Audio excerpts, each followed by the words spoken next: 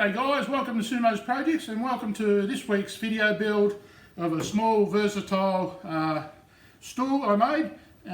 This stool was designed for one reason initially, but I can see it's got several different uses. Material used in this is a Murray pine, or better known as cypress pine, usually used for fence posts here in Australia.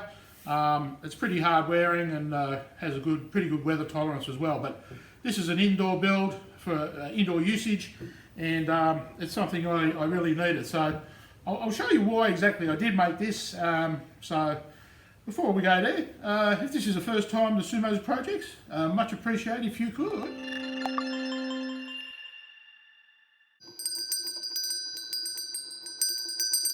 So, as you may know, my Olympic track and field days are over. I've had a bit of trouble getting up when I light the fire. So this stool is really handy now, and I'm able to spring out of it once I've loaded it up with timber. Other uses for it are to clean the filters on the air conditioning. It's about a pretty decent height to get a hold of them. And also to do up your shoelaces. So there you go.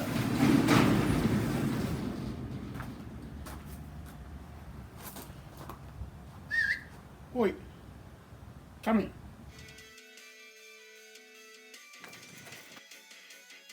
Murray pine, also known as cypress pine, very commonly used in the construction of fencing in Australia. It's pretty well dimensioned, coming in around 150 by 150 mil, which equates to about 6 by 6 inches. So it's a good, thick, solid bit of timber to work with.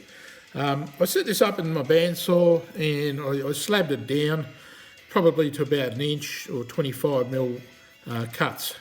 That gave me a proportionate size to work and machine down to the particular sizes I needed for this build.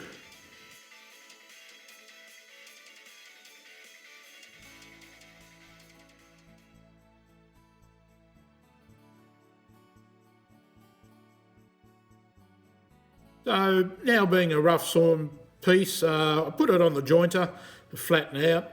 It's very aromatic, Murray pine, quite nice. Has a distinct aroma to it. I then dimension it and cut the pieces out to a particular size where I can join two parts. That'll be the basis for the legs of this small stool.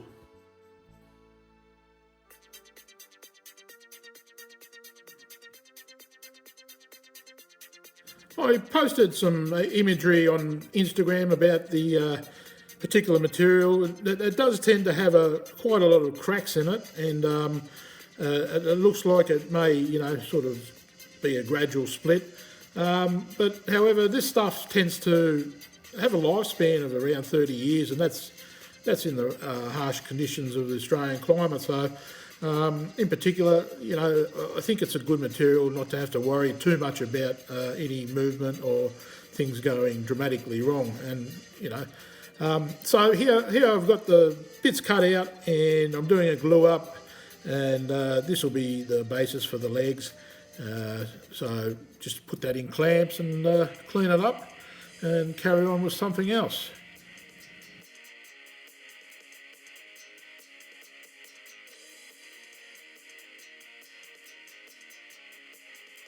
A few of the pieces had a particularly beautiful grain pattern, as you can see here.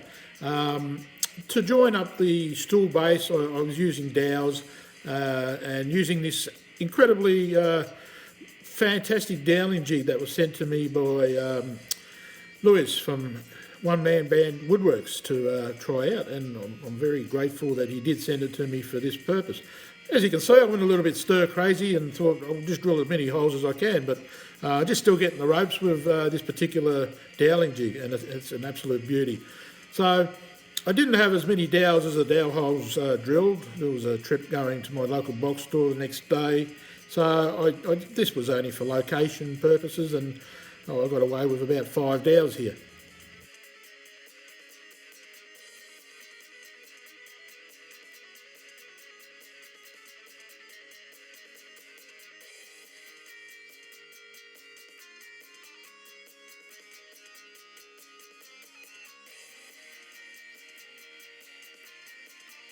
The next steps were to cut up material for the joinery parts.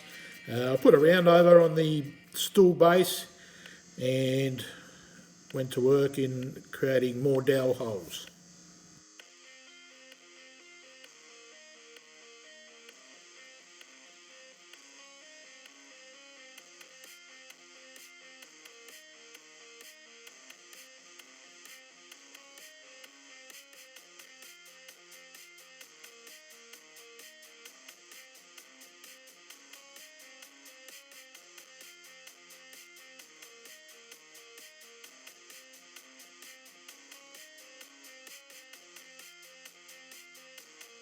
Prior to doing all the joinery, I thought I'd take the time to sand the top, working up to about a 320 grit. That's quite a fine, smooth finish, and I did it on all the parts. I thought this was a better process to do it this way because small parts are hard to get into to do the sanding later on. So went ahead. I found at this stage that one of the legs was a little bit out of position, so I sort of went to that later on and just clean up all the other surfaces, and I got it square that way. Just a few photos here. The glue up went well, and I was pretty happy at this stage.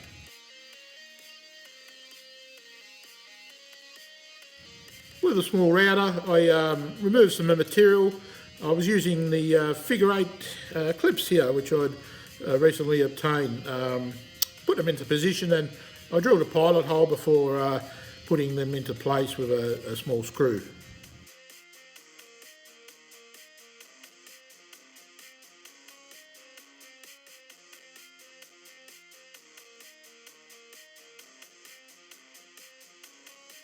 After doing a little bit more hand sanding, applied this Danish oil finish, and to my surprise, this came out absolutely beautiful.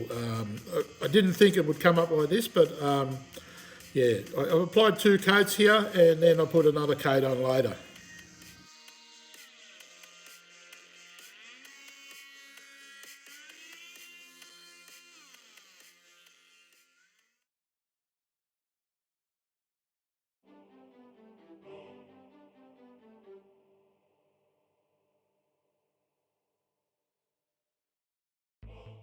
The last step of this project was just joining the base to the stool top.